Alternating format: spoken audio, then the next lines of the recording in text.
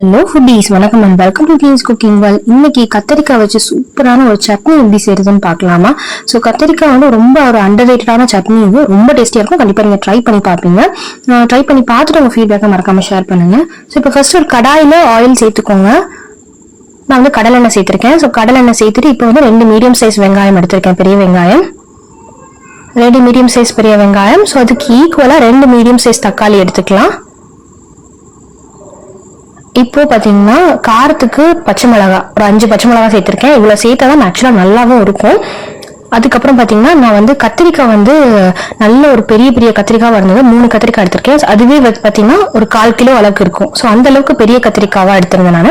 1/4 kilo கத்திரிக்காய் மொத்தமா சேர்த்து இப்போ வந்துட்டு உப்பு, தேவையான உப்பு, கொஞ்சம் மஞ்சள் தூள் சேர்த்துட்டு ஒரு தடவை நல்லா மூடி வச்சிடலாம். ஸோ அப்படியே நீங்க மூடி வச்சிட்டீங்கன்னா அந்த உப்பு வந்து பாத்தீங்கன்னா அந்த உப்புலேயே வந்து கொஞ்சம் லைட்டா தண்ணி விட ஆரம்பிச்சிடும் கத்திரிக்காய். நம்ம தண்ணி எதுவும் சேர்க்கவே தேவையில்லை. பாத்தீங்கன்னா ஒரு 2 மினிட்ஸ் 3 மினிட்ஸ் கழிச்சு பாத்தீங்கன்னா உங்களுக்கு நல்லா தண்ணி விட்டுருக்கு. இப்போ அடியில இருக்கிறத மேல மாதிரி மேல மாத்திட்டு மேல இருக்கிறத அடியில பண்ணிட்டு மறுபடியும் கவர் பண்ணி வச்சுட்டு இதே மாதிரி கத்திரிக்காய் நல்லா வேகிற வரைக்கும் ஒரு 2 நிமிஷம் கேப் விட்டு ஓப்பன் பண்ணி குக் பண்ணிட்டே இருங்க. ஸோ கத்திரிக்காய் இந்த அளவுக்கு நல்லா வெந்துருச்சு. வெந்ததுக்கு அப்புறம் இப்போ ஃப்ளேம் ஆஃப் பண்ணிட்டு நல்லா வந்து ஆற விட்டுருங்க. ஆற விட்டுட்டு நீங்க வந்து மத்து வச்சு நல்லா கடைஞ்செடுத்தீங்கனாலும் சூப்பரா இருக்கும். எனக்கு அந்த அளவுக்கு மத்து வச்சு கடைய தெரியல. ஸோ அதனால நான் வந்து டைரக்டா மிக்சியில அரைச்சு எடுத்துக்கிட்டேன். ஸோ இந்த இதுல வந்துட்டு தாளிப்பு தான் ரொம்ப டேஸ்டியா இருக்கும். தாளிப்பை கண்டிப்பா மிஸ் பண்ணிடாதீங்க. அதுக்கு ஃபர்ஸ்ட் ஒரு கடாயில எண்ணெய் சேர்த்துக்கோங்க. தேவையான கடுகுளுந்து சேர்த்துட்டு அதுக்கப்புறம் கொஞ்சம் கருவேப்பிலை சேர்த்துக்கோங்க.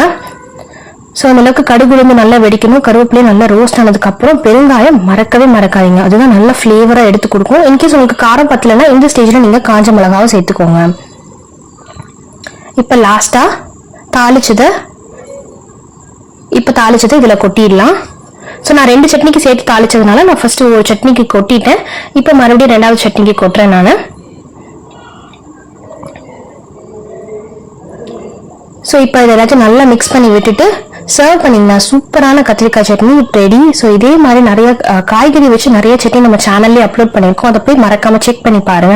இது ஒரு ரொம்ப சூப்பரான டேஸ்டியான சட்னி, நீங்கள் கண்டிப்பாக மிஸ் பண்ணவே கூடாது. அந்த அளவுக்கு டேஸ்டியா இருக்கும். லாஸ்ட் வரைக்கும் மிஸ் பண்ண வீடியோ பார்த்ததுக்கு ரொம்ப தேங்க்ஸ். இதே மாதிரி சூப்பரான நெக்ஸ்ட் வீடியோ சந்திப்போம். பாய். அண்ட் நம்மளோட குக்கிங் சேனல், அதுக்கப்புறம் நம்மளோட பேக்கிங் சேனல் எல்லாத்தையுமே வந்து இன்ஸ்டாகிராம் லிங்க்ஸ் எல்லாமே டிஸ்கிரிப்ஷனில் கொடுக்குறேன். மறக்காம போய் செக் பண்ணி பார்த்து சப்ஸ்கிரைப் பண்ணி சப்போர்ட் பண்ணுங்க, ஃபாலோ பண்ணி சப்போர்ட் பண்ணுங்க. இதே மாதிரி சூப்பரான நெக்ஸ்ட் வீடியோ சந்திப்போம். பாய்.